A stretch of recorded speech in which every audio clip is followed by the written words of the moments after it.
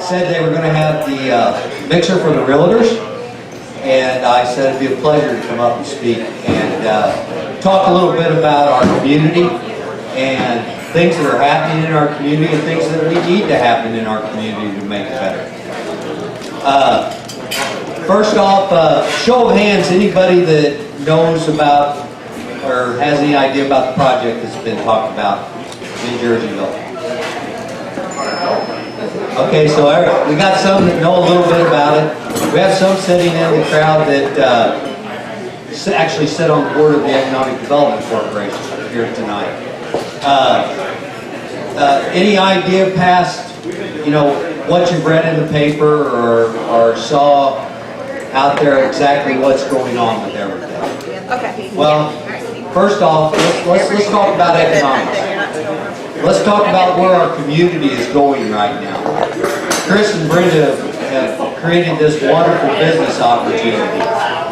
And our community, in order for our community to move forward, we need to create more business like this. We're going to lose soon our shopping center. We're going to lose our Sears store. We're going to lose jobs. So when we lose jobs, we lose people in our community. You folks know how hard it is to sell something to a person that has nothing to come here for.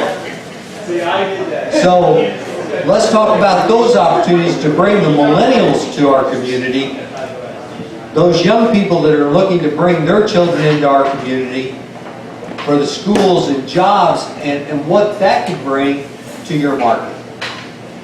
Without that growth, if we continue the path that we're on, the people leaving our community, leaving our county because the taxes escalate and the job opportunities aren't here and our crime rate goes up, which is already in our community because those people aren't working, that's what we've got to change. So that's what we've been on the path for the last 4 years, is trying to make those changes. Okay? So that being said, talking and discussion already going on at the high school with the machinist class and everything that's happening at the high school, trying to, not every young person wants to go to college, and they don't have that opportunity. But we need more givers in our community than takers. So we need people that have jobs and opportunities to succeed so they can buy a home, so they can buy a car, so they can provide for their family and their children. So that's the mindset going forward, is what we are trying to do in this community. And I give a lot of thought when Chris asked me, what were we going to speak about tonight? Well, there again, when I drive around town, and I'm in town every day, and I drive this community, and I attend events, I see for sale signs everywhere in the community. Well, but I don't see those for sale signs go away very quick. So that goes to show me I got people leaving, but I don't have people coming in here. So we need to change that mindset because not everybody has that opportunity unless they have a good job. So let's go to the next step then. So we talk about job creation. Well, 4 years ago, through business, not through politics, I had a discussion with a young man by the name of Tim Carr from the Kansas City Southern Railroad. Well, for anybody that hasn't seen or heard what we've been talking about all this time, this is the Kansas City Southern Railroad that is owned exclusively by Kansas City Southern. Okay, so no other rail travels on there without paying duties to Kansas City Southern. Well, as you can see, their business model in Illinois is very small, but as you move forward, and let's face facts, industry is in Mexico. Now, with NAFTA moving forward, with what the President has declared for NAFTA for Canada, for the United States, and for Mexico moving forward, is those have to be brought closer together. Well, every business that is down there, the 5 major automobile industries, and those are American companies that are already doing business in Mexico. Well, how do they get their goods? Before, a lot of things that were made in China and came to the United States in 2008, all these companies, when the market crashed, found, well, we got way too many goods. So we have to find a shorter route to get goods into North America. Well, then all these businesses started building brand new facilities in Mexico. Okay? So now with NAFTA's discussion, we are in the center of the United States here. We reach 43 million people in 11 states from Jerseyville, Illinois, with one-day shipping. So now the companies know that they can take all these goods and bring them and move them to Chicago, Indianapolis, Memphis, Nashville, and reach all these people. But now with NAFTA, that discussion, those jobs, those manufacturing jobs, they have to be done here. So it comes down to economics. And the economics of the whole thing is these businesses now can, on one rail site, touch one trucking company, and move everything they need to move throughout the Midwest. The conversations is netting very, very far-reaching with the global economy, talking to international companies that have an interest in our community. So what will that do? Well, that will bring more people to us. Do we have to have a highway? You betcha.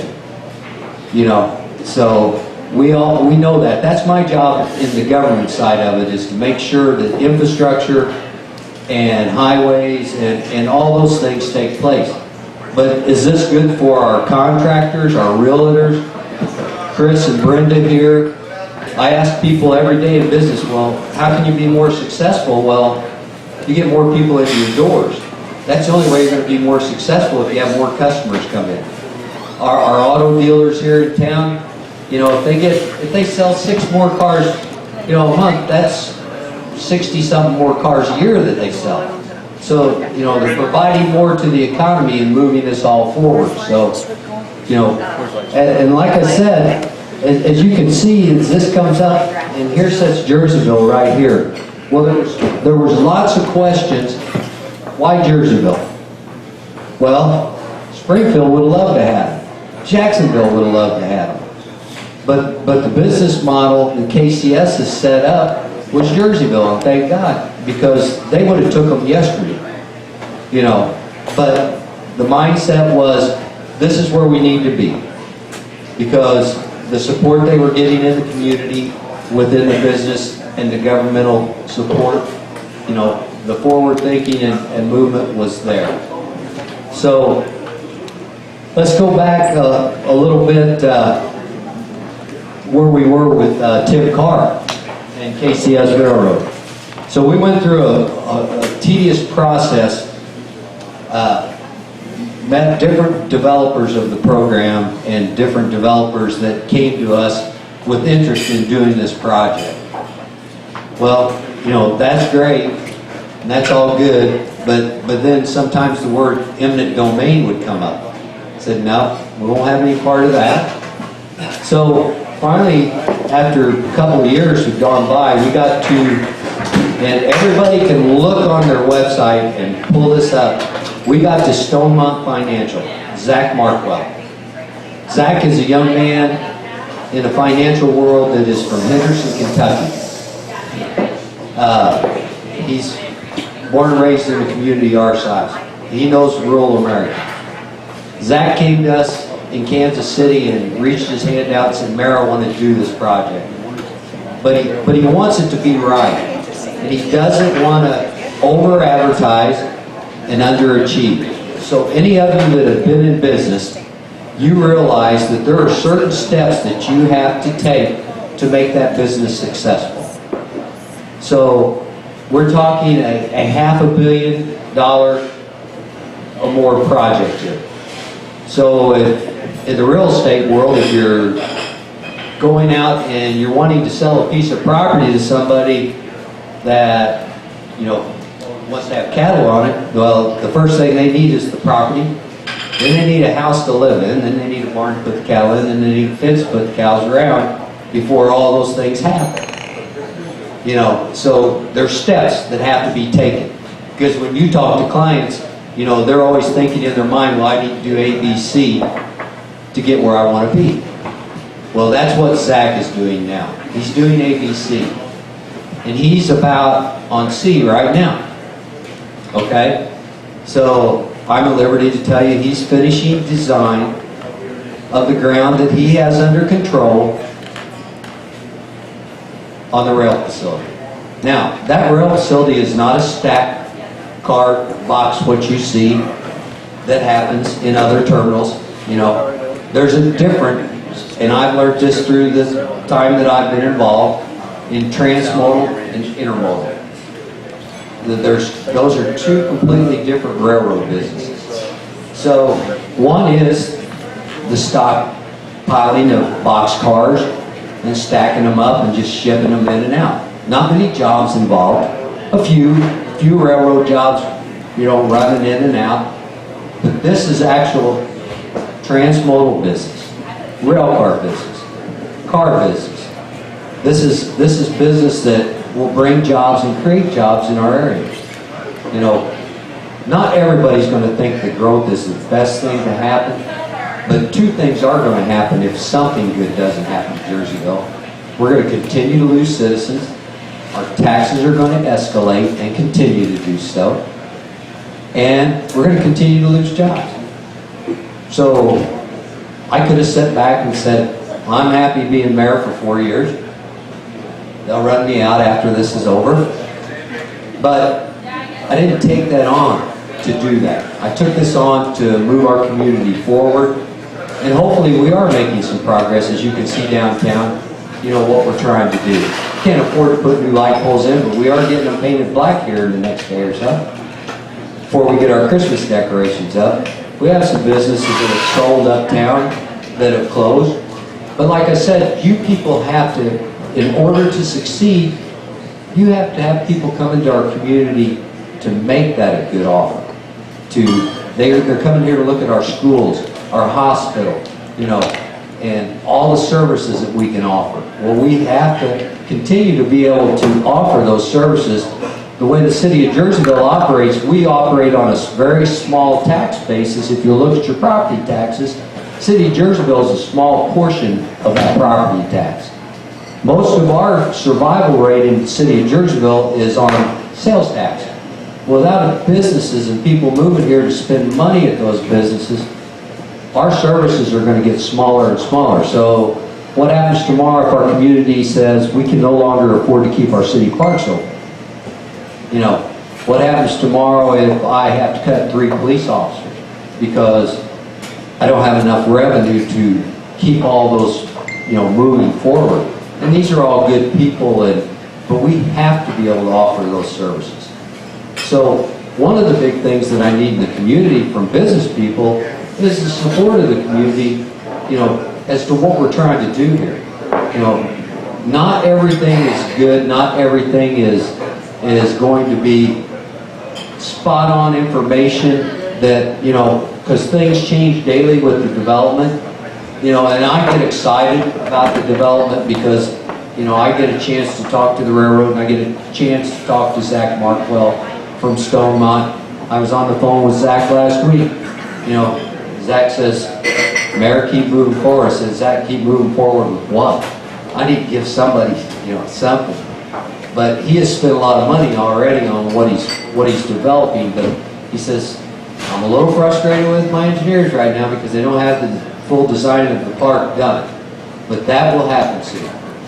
You know, so I would hope that everybody that lives in our community, tries to make a living in our community, and wants to be more prosperous in our community and our whole region. You know, this is far-reaching to Greene County. If we drive north, just go north. Every town between here and Jacksonville, the port, they're dying. Let's face the fact that there's no business, no jobs. You sit in Jerseyville at CVS on the corner at 4 o'clock until 6 o'clock every morning. You see the flow of traffic. coming from the north, traveling through our community, and then at 3:30 going back north. Those people are going that way for jobs because they have to. So if I can get good jobs in this area for the people, then they can spend 2 more hours a day with their families instead of on the road. That's important to me. And I would hope that it would be in the community as a whole and with everybody else. You know, we've had numerous conversations with the banking institutions who are on board, the hospital, you know, MJM Electric, Ameren, you know, so all these people get where we need to go. And they've been supporting. But I think everybody in the community also needs to know that we're trying real hard to make it better for everyone. Now, that being said, there's not a lot that I can tell you other than everything is forward moving right now. And you just have to be patient. And trust me, because I'm mayor for 5 more months and I'm going to continue to work hard at what I'm doing and what I've been working on. You know, so our community has that opportunity to move forward. And, you know, I would just hope that as you go out into the community and tell people, you know, well, how hard it is for your business moving forward to sell a piece of property, or, you know, have someone that's living next to this, you know, piece of property that you're trying to sell that makes it real hard because it's not cleaned up, or it's you know, there's people living there that don't necessarily mean to be that way, but they don't have the same opportunities that some of us do, you know, or they don't care as much. But we're trying to change all that. We're trying to change how, I think you've noticed some of the buildings that have come down recently that needed to come down, because we got to clean things up. Very simple. You know, it's hard to convince someone to buy house A if house B isn't a very good place to live. So we need our subdivisions to move forward. We need our residences to move forward. We need opportunities. We have one of the greatest resources in all of Southern Illinois in Grafton down there, and Grafton Hills. Those places, I mean, when they got moved up to the hill, I mean, that's one of the best resources, and people coming over across the river into our area, it's great. I applaud them down there for what they've been able to do. But we also need to bring some of that a little bit farther north, you know, and into Jerseyville. And like I said, those things will continue to happen, and I will keep moving forward on all those things. And once again, my cell phone, all you got to do is call up City Hall. They'll give you my cell phone number if you have questions. I've worked with some of the realtors. We've tried hard to, you know, make things go easier for you, you know. But also, like I said, we have to, you know, put things in place to change the way that we've done business in our community. So that being said, that's kind of my message to everybody tonight. You know, I want to tell everybody, you know, flat out that Zach is moving forward. He's not the type of person that will back down, and he's a private business. You can feel how you want about the business, but everything that's done so far with Zach Markwell is his private business, and until he announces that to our community, you'll know just as quick as I do. But I can promise you, you pull his website up, Stonemont Financial, Zach Markwell, and you see the type of person, and some of you have met him, so, you know, I'm excited about that. There again, I want to thank everybody for letting me speak this evening. I appreciate it. Thank you.